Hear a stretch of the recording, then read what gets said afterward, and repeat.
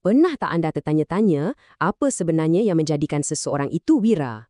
Jom kita selami satu hikayat Melayu klasik yang bukan saja penuh dengan aksi, tapi yang paling penting, penuh dengan pengajaran tentang kepimpinan sejati.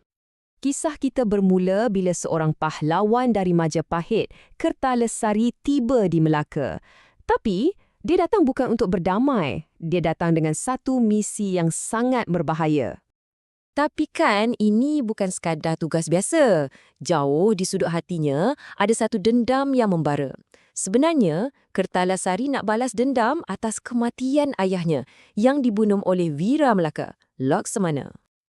Jadi, tanpa buang masa, Kertalasari terus buat kacau. Habis saudagar-saudagar kaya dirompaknya. Satu kota jadi porak-peranda. Penduduk Melaka memang hidup dalam ketakutan. Jadi, ke mana semua harta yang dirompak tu pergi? Rupa-rupanya, Kertalesari ada tempat persembunyian rahsia di Bukit Cina. Di situlah dia kumpul semua hasil rompakan dia. Tapi, kejahatan takkan kekal lama kan? Akhirnya, wira yang ditunggu-tunggu muncul. Laksamana berjaya menjejak Kertalasari. Pertembungan epik antara wira dengan penjahat pun bermula.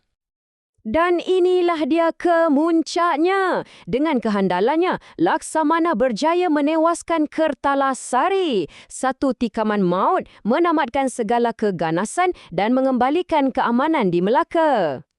Sudah tentulah Sultan sangat gembira.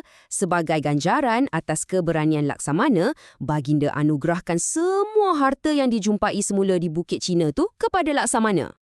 Tapi, dekat sinilah kita nampak kehebatan sebenar Laksamana. Dia tak simpan langsung harta yang banyak tu. Sebaliknya, dia agihkan kesemuanya kepada orang-orang miskin dan yang memerlukan. Nampak tak tindakan Laksamana ni tunjukkan sesuatu yang sangat penting.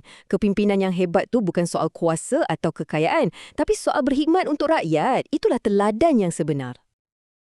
Tapi cerita tak habis kat situ tau. Walaupun Melaka dah aman, di Majapahit, Patih Gajah Mada dapat tahu berita kekalahan Kertalasari. Dia bersumpah, dendam ini akan dibalas. Okey, lepas dengar kisah ni, jom kita fikir sekejap.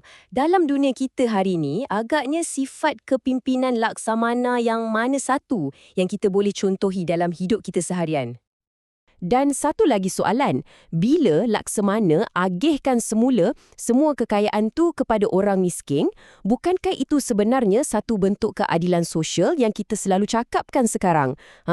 Satu perkara yang menarik untuk kita renungkan bersama.